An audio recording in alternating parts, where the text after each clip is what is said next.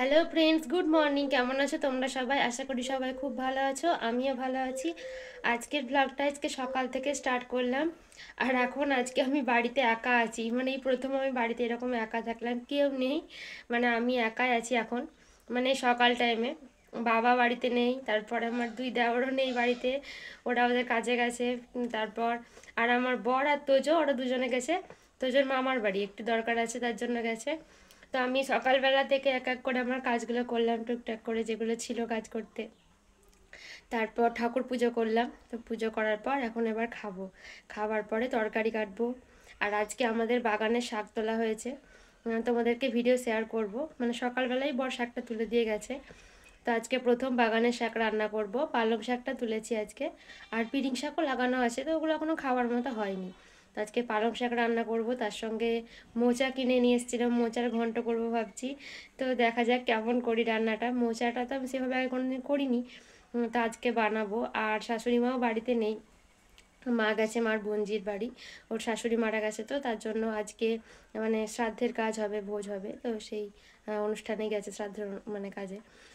তো চলো আজকের ব্লগটা দেখতে থাকো, কী কী করি শেয়ার করবো তোমাদের সঙ্গে সব কিছু। আমার এখন সকালের খাবার মুড়ি নিয়েছি, একটু ডাল চানাচুর আর পেঁয়াজ কুচি, আর এটা হচ্ছে আলু ভাজা করেছিলাম, তো ওইটা দিয়ে মুড়িটা খাবো। তো তারপর আরও কী কী করি তোমাদের সঙ্গে শেয়ার করব। তো আমার খাওয়া দাওয়া হয়ে গেছে, এখন আমি চুলটা আঁচড়াতে চলে আসলাম। আজকে চুলে স্নান করিনি, কিন্তু তাও ভালো করে একটু আঁচড়ে নেব, কারণ সকালে না আঁচড়ালে সেই একদম বিকাল তাছাড়া আর টাইম পাবো না। তারপর রান্নার কাজে মানে জোগাড় যন্ত্র করতে হবে রান্নার, মানে তরকারি কাটা, মশলা বাটা, রান্না করা, তারপর বাসন ধোয়া, খাওয়া, এ নিয়ে আর সময়ই হবে না। তার জন্য চুলটাকে আঁচড়ে নিলাম। চুলটাকে আঁচড়ে খোপা করে নেব। আর আমি চুলটা কেটেও দিয়েছি অনেকটা, আমার প্রচণ্ড চুল উঠছে, তার জন্য আর চুলে সেরকম যত্নও হচ্ছে না এখন, তার জন্য চুলটা কেটে দিয়েছি অনেকটা, এখন কেটে ছোট করে নিয়েছি। আর এখন আমি সিঁদুর পরবো। তো আমি সিঁদুরটা নিয়ে এসেছিলাম তারাপীঠ থেকে, মানে তারাপীঠে তারামায়ের পুজো হয়েছিল, পুজো দিয়েছিলাম, তো সেই তারামায়ের সিঁদুর দিয়েছিল, তো এই সিঁদুরটাই পরছি এখন আমি। আর এর আগে ননাটেশ্বরী থেকে নিয়ে এসেছিলাম, তো আমি অনেক কদিন থেকেই বেশ ঠাকুরের সিঁদুর পরছি এখন, মানে পুজো দেওয়া সিঁদুরগুলো নিয়ে আসছি, তারপরে এখন পরি। দুর্গাপুজো নবমীর দিন গেছিলাম তারাপীঠ, তো তখন থেকেই মানে আমি পরছি সিঁদুরটা। তো তারপরে এখন এবার রান্নার কাজে হাত লাগাবো। আমার সিঁদুর পরা, চুল আঁচড়ানো হয়ে গেল, ক্রিমটা আমি আগেই মেখে নিয়েছিলাম। আর এখন শীতকালে ক্রিম না মাখলে মুখটা কেমন খসখস করছে। আর এদিকে এখন পালং শাক নিয়ে এসেছি, দেখো এই পালং শাকগুলো হচ্ছে আমাদের বাগানেরই পালং শাক। আর আজকেই প্রথম খাবো পালং শাক, অল্প করেই তোলা হয়েছে, যেহেতু মানে আমরা বাড়িতে সেরকম অতটা কেউ শাক খাই না, আমি এখন মোটামুটি পছন্দ করি। আর মোচাটা আগের দিন রাত্রেই কেটে রেখেছিলাম। আর এই বেগুনটা দেখতে পাচ্ছ, আমাদের গাছেরই বেগুন, পোকা লেগে গেছে, তো একটু বাদ দিয়ে শাক আর বেগুন আর একটু মুসুরির ডাল দিয়ে করব। আর এইদিকে আলু কাটবো, মাছ হবে তার জন্য। তো শাকগুলো তো একদমই টাটকা, মানে কেবলই বড় হয়েছে, এখন বেশি সব বড় হয়নি, তার জন্য মানে যেগুলো বড় হয়েছিল ওই অল্প করে কাটা হয়েছে। আমার বড় শখ হয়েছে শাক খাবো, তার জন্য কেটে মানে তুলে দিল আমাকে, কেটে দিল শাকগুলো, সকাল সকাল কেটে দিয়েছে ও। তো এখন আমি ওই যে শেকড়টা হয়, তো শেকড়টা বাদ দিয়ে এখন আমি শাকগুলো কেটে নিচ্ছি। আর এই মানে এখন তো পালং শাকগুলো এই শীতের শুরুতে একদম কচি পালং শাক, পাতাগুলোও কচি, কোনো কিছু বাদ দেওয়ার দরকার থাকে না। যদি এক একটা ঘাস থাকে তো সেই ঘাসগুলো বেছে ফেলে দিতে হয়, তার সঙ্গে ওই শেকড়টা। আর এদিকে দেখো আমি এখন মোচাটা একটু লবণ আর হলুদ দিয়ে একটু জলে সিদ্ধ করতে দিয়েছি, মানে ভাপাতে দিয়েছি, ভাপিয়ে তারপরে এই জলটা ফেলে দেবো, তারপর রান্না করবো। আর এদিকে শাক কাটা হয়ে গেছে, লম্বা লম্বা করে আলু কেটে নিয়েছি, রুই মাছ দিয়ে ঝোল হবে। আর এই দেখো বর মাছ নিয়ে এসেছিলো বাজার থেকে, তো ওগুলো এখন পরিষ্কার করে আঁশ ছাড়িয়ে নিয়েছি আর ভালো করে ধুয়ে নিয়েছি, ওই আলুগুলো দিয়ে ঝোল করব। আর এই যে মোচাটাকেও জল থেকে ছেঁকে নিয়েছি। তো আজকে আমি কিভাবে মোচা রান্না করব তোমাদের সঙ্গে সেটাই শেয়ার করব। দেখো আমি কড়াইয়ে প্রথমেই সর্ষের তেল দিয়ে দিয়েছি। তো কড়াইয়ে প্রথমে সর্ষের তেল দিয়ে দিয়েছি, তারপর দেখো একে একে 5 ফোড়ন দিয়েছি আর শুকনো লঙ্কা ফোড়ন দিয়েছি। তো তেলের ওপর 5 ফোড়ন, তারপর শুকনো লঙ্কা দিয়ে দেওয়ার পর এবার পেঁয়াজ কুচি দিয়ে দিচ্ছি। তারপর পেঁয়াজটাকে এখন মানে লাল লাল করে একটু ভেজে নেব, মানে হালকা লাল করে, খুব লাল করার দরকার নেই। তো এই যে দেখতে পাচ্ছ পেঁয়াজটাকে এখন আমি হালকা করে ভেজে নিচ্ছি।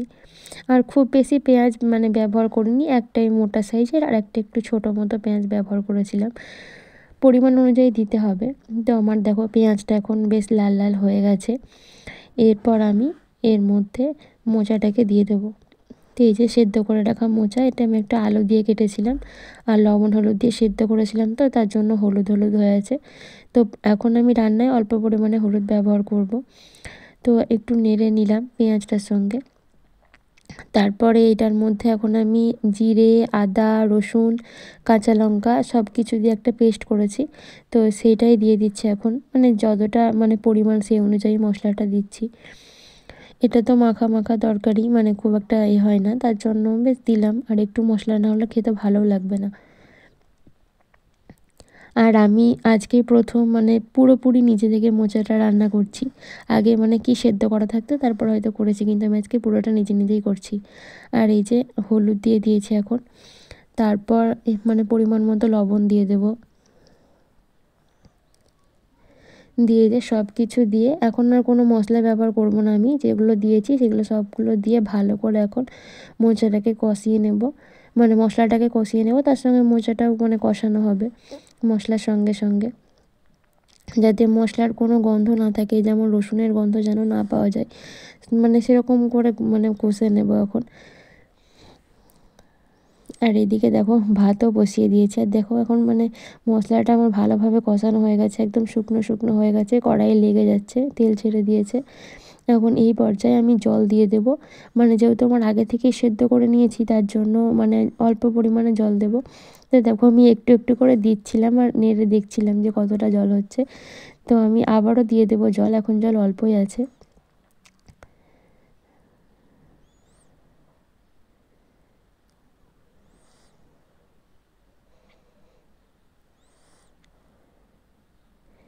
তো এই দেখো আমি আবারও জল অ্যাড করে দিচ্ছি এখানে। তো তারপর আবারও একটু জল দিয়েছিলাম, কারণ দেখে মনে হলো যেন টেনে নেবে মোচাটা, যখন সেদ্ধ হবে তখন আলু আর মোচা দুটোতেই টেনে নেবে জল। তার জন্য আবারও অল্প পরিমাণে একটু জল দিয়েছিলাম, এই যে দেখতে পাচ্ছ একটু জল দিলাম।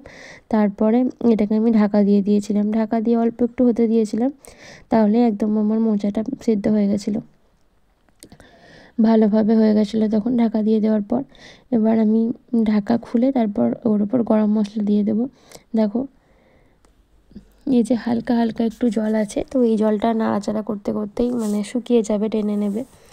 আর এখন আমি একটু গরম মশলা দিয়ে দিচ্ছি। আর ঘি আমাদের বাড়িতে সেরকম কেউ খায় না, তার জন্য দিইনি, কিন্তু ঘি গরম মশলা ছাড়া মোচার তরকারি হয় না। এর ওপর যদি একটু ঘি পড়তো তাহলে আরও সুন্দর হতো খেতে।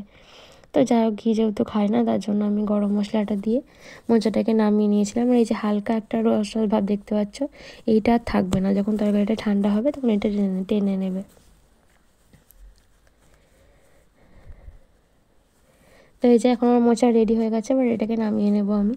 তারপর শাক বসাবো, তো এই যে শাকটাও বসিয়ে দিয়েছি। শাকটার প্রথমে সর্ষের তেল দিয়ে একটু রসুন দিয়ে দিয়েছি, ওই 4-5টা মতো। রসুনগুলোকে এখন ভেজে নিচ্ছি। তারপরে মানে শাকের মধ্যে ছোট্ট একটা আলু দিয়েছিলাম আর বেগুন দিয়েছিলাম আর অল্প একটু মুসুরির ডাল দিয়েছিলাম, কারণ শাকটার পরিমাণই তো অল্প, তার জন্য ওই একটু সামান্য মুসুরির ডাল দিয়েছিলাম। তো এই দেখো আমার মোচার তরকারিটা তোমাদের দেখালাম। দেখো আর ঝোল ঝোল ভাব নেই, একদম টেনে গেছিলো। আর করেছিলাম হচ্ছে শাকটা তো বসিয়েছি, এই যে কড়াইয়ে হচ্ছে দেখতে পাচ্ছ।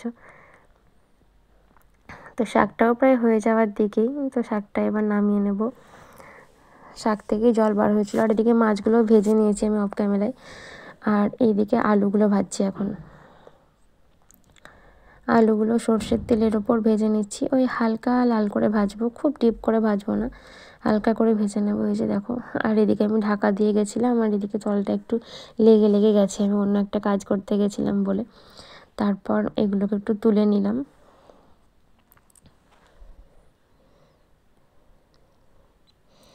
এই যে দেখো কড়াইয়ের তলটা একটু পুড়ে লেগে যাচ্ছিলো, তারপর ওর মধ্যে আমি পেঁয়াজ কুচি দিয়ে দিয়েছি।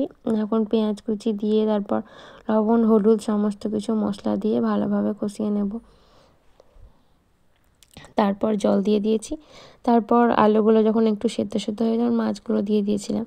তো এই দেখো এখন ঝোল ফুটছে, আর কেমন হয়েছে কালারটা জানিও। আমি কিন্তু কোনো কাশ্মীরি লঙ্কার গুঁড়ো ব্যবহার করিনি। আর এই যে ছেলের জন্য এটা পেটি মাছ ভাজা রেখে দিয়েছি, ওটা ছেলেকে খাওয়াবো তার জন্য। আর আমাদের সবার জন্য এই যে আলু মাছ দিয়ে ঝোল। তো আমার কি কি মেনু হয়েছিল আজকে তোমাদের দেখিয়ে দিলাম। মোচা, পালং শাক, এই যে দেখতে পাচ্ছ। আর তার সঙ্গে এই যে ছেলের মাছের পেটি ভাজাটাকে ওই বাটিতেই রেখে দিলাম। আর তার সঙ্গে হয়েছিল এই যে আলু দিয়ে মাছের ঝোল। আর তার সঙ্গে একটু আলু সিদ্ধ করতে দিয়েছিলাম।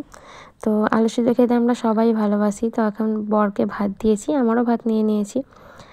আর এইদিকে দেখো আমার ছেলেকে আগেই খাইয়ে দিয়েছি, ও তাও ওর বাবার ভাত নিয়ে খাচ্ছে। যখন ওকে খাওয়াবো তখন ও খাবে না, আর অন্য কাউকে ভাত দিলে ওর খুব আগ্রহ, মানে তখন তার থেকে খাওয়া। তো ভাতগুলো দেখো নিচে ছড়িয়ে ছড়িয়ে ফেলছে। আর এই যে আমার আজকের মেনু, মাছের ঝোল, আলু সিদ্ধ, শাক, মোচার তরকারি, এগুলোই। তখন আমরা খাওয়া দাওয়া করছি। আর দেখো তো যে ভাতগুলো ছিটাচ্ছে, এখন আমাকে পুরো মেঝেটা মুছতে হবে, সব এঁঠো করে দিচ্ছে। তো এখন আমরা খাওয়া দাওয়া করতে থাকি। তারপর বিকেলে এখন যাব হচ্ছে কাকিমাদের বাড়ি। তার জন্য দেখো তোজোকে রেডি করিয়ে দিয়েছি, আর ও গাড়ি নিয়ে খেলতেই ব্যস্ত। আমি বলছি গাড়িটা নিয়ে যাবে ওই পাড়া, তো আমি বলছি গাড়িটা রেখে যাও, তখন তোমার গাড়িটা কেউ নিয়ে নেবে, তোমাকে দেবে না। তো এইসব বলার পরেও যাও, গাড়িটা এখন রেখে দিয়ে যাই হোক যাচ্ছে এখন। আর এই জামাটা ওকে ওর মামি দিয়েছে, আজকেই পরিয়ে দিয়েছি নতুন জামা। তো নতুন জামা পরে এখন বেড়াতে চললো। আর এই যে আমি কাকিমাদের বাড়ির সামনে এখন বসে আছি, আর তোজো সামনে খেলা করছে, ওর সব দাদা দিদিরা আছে, ওদের সঙ্গে খেলা করছে, এই দেখো। আর কাকিমা এসব করেছিল বিকালে, চপ পকোড়া, তার সঙ্গে আছে এই যে ঘুগনি করেছিল। আর এই দেখো এটা হচ্ছে টক জল, আর হচ্ছে ফুচকার আলু মাখা, আর তার সঙ্গে ফুচকা। কে কে ফুচকা খেতে ভালোবাসে কমেন্টে জানিয়ে, আমার তো দারুণ লাগে ফুচকা খেতে। আর এই যে আমার ছেলে দেখো এখন নাচানাচি করছে, ছোটাছুটি করছে। আর ও এই পাড়ায় আসতে খুব ভালোবাসে, মানে ওর অনেক খেলার মানে সঙ্গী আছে, তো ওই জন্য বেশিরভাগ দিনই বিকালের দিকে আমি ওই পাড়া দিয়ে বেড়াতে যাই, ওকে নিয়ে যাই, ও তাহলে খেলে। এটা হচ্ছে আমাদের পুরোনো বাড়ি ছিল আগে এই জায়গায়।